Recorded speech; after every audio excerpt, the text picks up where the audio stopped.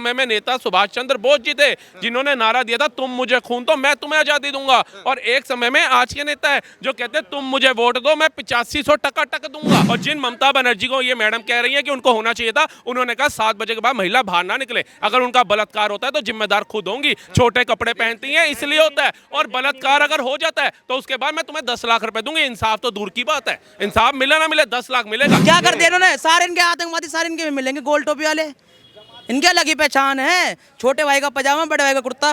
वो तो कानून भी है 4 शादियों की रोक का। तो कौन करता है 4 शादियां? मुस्लिम जो करते हैं उनकी रुकवाएंगे, जो नहीं करते उनकी नहीं। मुस्लिम करते हैं, हिंदू भी करते हैं।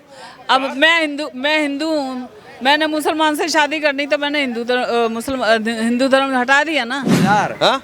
सब क्या कुछ है पहले आपके तो पास। सबसे पहले क्या है ना कि आधे जनता को तो ये पता ही नहीं है कि जो फैसिलिटी बीजेपी दे रही है 3000 2000 वो लेना कैसे है। पहले तो जाके ये शिक्षा लेके आइए, उसके बाद आपको 2000 3000 मिलेगा। जो शुभेंदु अधिकारी हैं वो पहले कांग्रेस में रहे, फिर तृणमूल कांग्रेस में रहे, भाजपा में आके सीधे मुख्यमंत्री बन गए। 6 साल तक उन्होंने यहाँ मेहनत की। उसके बाद क्या कहना चाहिए? देखिए, किसी भी पार्टी में रहो, लेकिन वो पार्टी के अंदर जब एक इंसान जाता है तो ये सोच के जाता है कि यार मैंने राष्ट्र के लिए कुछ करना है, अपने समाज के लिए कुछ करना है। जब पार्टी में वो कार्य करता है, कार्यकर्ता के बतौर कार्यकर्ता, और जब उसको लगता है कि यहाँ पर बंधन बहुत है, यहाँ पर आपको फ्रीडम नहीं है, यहाँ पे आप समाज के लिए अगर सोच करके आएंगे इस पार्टी में जाएंगे, बहुत पुरानी पार्टी है, यहाँ हमें कार्य करने को मिलेंगे तो नहीं मिलेंगे। ऐसे बहुत उदाहरण है जो कांग्रेस से निकले। लेकिन निकलने के बाद चाहे वो किसी भी पार्टी में गए हों, मायने रखता है कि उन्होंने कार्य क्या किए, वो सामाजिक तौर पे किस तरीके से आकर के दिखाया, उन्होंने अपने आप को प्रदर्शित किया। और शुभेंदु अधिकारी ने जो कार्य करे कि भैया उन्होंने कहा जो यहाँ की सबसे पॉपुलर चीफ मिनिस्टर है ममता बनर्जी, मैं 21 में भी उसके खिलाफ लड़ूंगा और 26 में भी उसके सामने आकर के लड़ूंगा और उसकी सीट की धज्जियां उड़ाऊंगा।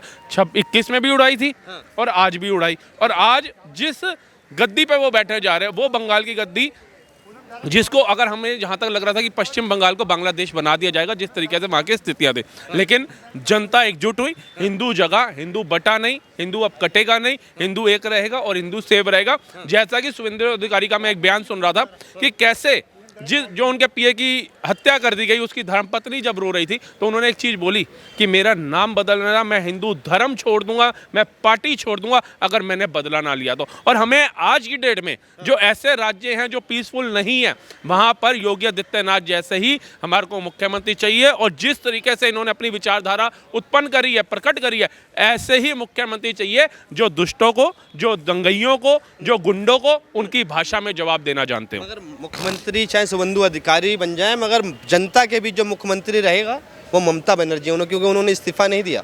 वो चुनाव हारी नहीं है। अखिलेश यादव ने कहा कि चुनाव आप हारी नहीं है। देखिए, राज्यपाल जी ने उनका पूरा मंत्रिमंडल जो है वो निरस्त कर दिया गया है, ठीक है जी, पूरा खत्म कर दिया गया है। अब जिस तरीके से केजरीवाल जी कह रहे थे भैया मेरे को अगर जज नहीं बदलोगे तो मैं तो कोर्ट में पेश ही नहीं होऊंगा, उन्हीं की राह पे ये चल रही है। जैसा कि आपको याद होगा जब 2024 या 25 के अंदर ये चुनाव चल रहे थे, 2025 में दिल्ली चुनाव थे, तो केजरीवाल जी ने भी ये कहा था मैं इस्तीफा नहीं दूंगा, जबकि जेल चले गए थे।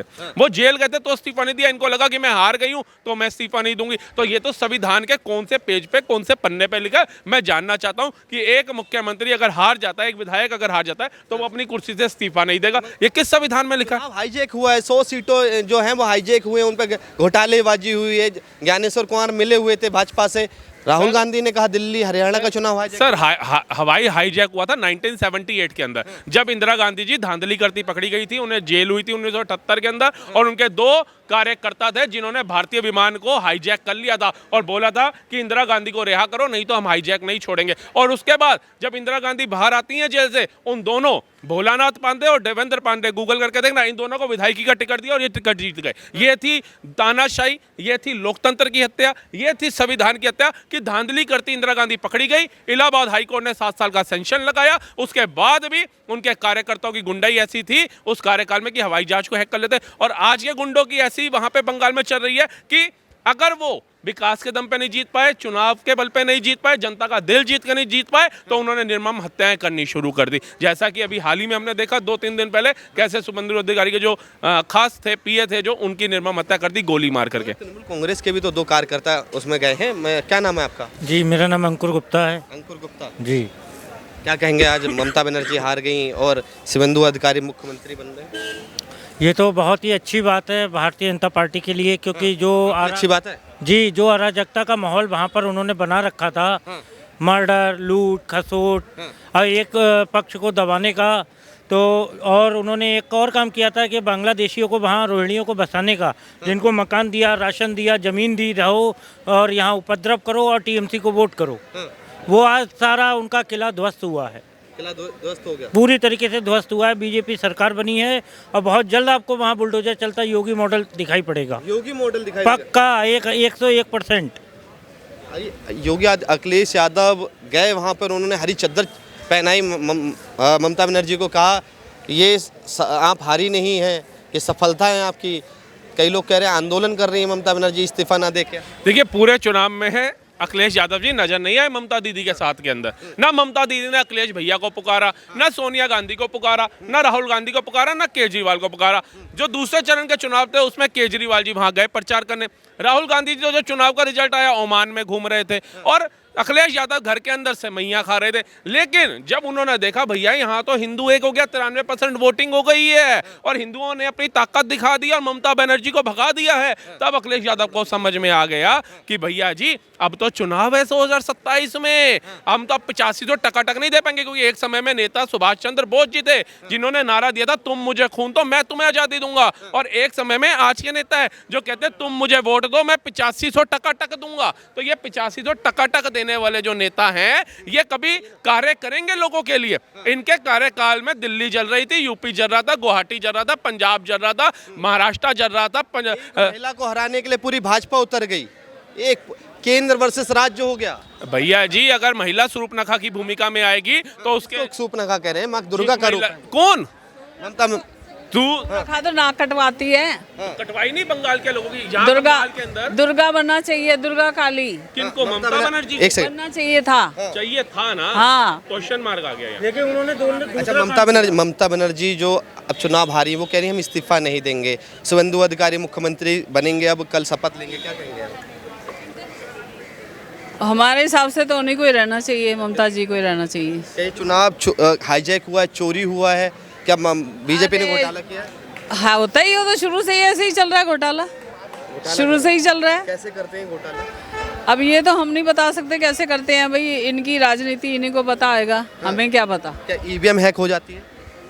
कुछ ना कुछ तो गड़बड़ होता ही है ना, सिस्टम में कुछ ना कुछ गड़बड़ होगी तो तभी तो कुछ सामने वाले को फायदा होगा। अच्छा कह रहे ईवीएम हैक हो जाती है। ममता बनर्जी के कौन से ऐसे कार्य अच्छे लगे मैडम को जो मैडम कह रही है कि ममता बनर्जी को ही होना चाहिए था? कोई 5 कार्य बता दो, मेरे को भी लगे शायद बंगाल की जनता से भूलना हो गई हो, शायद हमारे से भूलना होगी। 5 कार्य बता दे मैडम। काम धाम ही नहीं है, काम ही नहीं है। कहाँ काम नहीं है? कहाँ काम है? इतनी मार्केट में कोई चहल काम पहल नहीं है। ऐसे ही है। कहाँ चहल बताइए कि चहल पहल को क्या करना है? दुकानें सारी खाली पड़ी हैं, देखो क्या देखे, सब दुकानें, हमें क्या घुमाना है? ये नहीं कमा सब रहे क्या? सब खाली। पे देखिए रेडी पे भीड़ है, वो क्या नहीं, वो नहीं कमा रहा। मेहनत करने वाला इंसान भारत में भूखा नहीं मर सकता। और जिन ममता बनर्जी को ये मैडम कह रही है कि उनको होना चाहिए था, उन्होंने कहा 7 बजे के बाद महिला बाहर ना निकले। अगर उनका बलात्कार होता है तो जिम्मेदार खुद होंगी, छोटे कपड़े पहनती हैं इसलिए होता है, और बलात्कार अगर हो जाता है तो उसके बाद मैं तुम्हें 10 लाख रुपए दूंगी। इंसाफ तो दूर की बात है, इंसाफ मिले ना मिले 10 लाख मिलेगा। तो ये कौन सी महिला है जो महिलाओं के लिए इतनी अच्छी बातें बोल रही है? मैं बोलूँ तो कोई भी बोले ये काम ये वो ममता बोले या कोई भी बोले, तो मैडम उनको सीएम देखना चाह रही है। अगर कानून स्ट्रिक्ट होना तो कुछ नहीं होता। क्या उनके राज्य में कानून बड़े कपड़े पहनने से नहीं होता, नजर साफ होनी चाहिए। नजर साफ हो तो तुम्हारे सामने कोई नंगा भी खड़ा है ना। कॉलेज में जो लड़की का बलात्कार हुआ आरजे कॉलेज में, डॉक्टर बिटिया का जो बलात्कार हुआ, उसकी माता को टिकट देने का काम भाजपा ने किया और वो जीती भी। तृणमूल कांग्रेस उन्हें इंसाफ तक नहीं दिलवा पाई, उसको लेकर क्या कहेंगे? ये तो कहते हैं ना कि बस वो पैसा अच्छे का मुंह बंद कर देता है, पैसा दो तमाशा देखो, सबका मुंह बंद हो जाता है। पैसे उस माँ के आंसू निकल रहे थे, एक घर भी वो गई है ना उसके आंसू निकल रहे थे। संदेश खाली में जिस महिला का शोषण हुआ ना उसके आंसू निकल रहे थे। मुर्शिदाबाद के अंदर जो प्रताड़ित हुई ना उसके आंसू निकल रहे थे। और ये मैडम कह रही है यहाँ पर ऑन कैमरा कि पैसा अच्छे का मुंह बंद कर देता है। अगर उसे पैसे की तलब होती, अगर वो अपनी बेटी को डॉक्टर बनाती, उसका सपना था कि उसकी बेटी डॉक्टर बनेगी, डॉक्टर बनकर देश का नाम रोशन करेगी, समाज का नाम रोशन करेगी, मेरा नाम रोशन करेगी। और हैवानियत ने उसकी बेटी को लालची होता तो 10 लाख रुपए लेके बैठ जाती घर। अगर उसको यही करना था वो कहती 10 लाख मिल तो रहे, बेटी तो गई। एक गृह मंत्री का ये बयान कहाँ तक शोभा देता है कि हम जब सरकार में आएंगे तो 4 शादियां रुकवा देंगे। तो रुकवानी चाहिए ना, वो तो कानून भी है 4 शादियों की रोक का। तो कह रहे हैं, कौन करता है 4 शादियां? मुस्लिम जो करते हैं उनकी रुकवाएंगे, जो नहीं करते उनकी नहीं। मुस्लिम करते हैं, हिंदू भी करते हैं। अब मैं हिंदू हूँ, मैंने मुसलमान से शादी करनी तो मैंने हिंदू धर्म हटा दिया ना। आप इस्लाम अब हिंदू मतलब पहले आप हिंदू थे? मैं तो हिंदू ही हूँ। मैं एक बात कर रही हूँ, मुसलमान से हिंदू बनना आसान है, हिंदू से मुसलमान हिंदू बन जाता है, लेकिन मुसलमान ही रहता है, हिंदू नहीं जल्दी बनता। यही तो हम समझाते हैं लोगों को। ये कह रहे हैं। अच्छा, तो मुझे ये बताइए, ये कह रहे हैं कि 4 शादियां जो मुस्लिम करते थे अब अमित शाह बैन करवा देंगे, वो सही है गलत है? सही है, अगर ऐसा पॉसिबल हो तो ना। ऐसा पॉसिबल हो तो सही है। हाँ, योगी आदित्यनाथ क्या है कि जब 4 तारीख को सरकार बनेगी तो टीएमसी के गुंडे पंचर लगाएंगे, और पंचर कौन लगाता है वो हम सबको पता है। लेकिन पंचर लगाने के लिए हाथ होने चाहिए और पैर होने चाहिए ना। हाथ पैर उनके सलामत रहेंगे गुंडों के। वहाँ पे अजय पाल शर्मा जी को तैनात कर दिया 5 साल के लिए, और ठीक है ना। 100 से ज़्यादा एनकाउंटर का रिकॉर्ड रह चुका है उनका।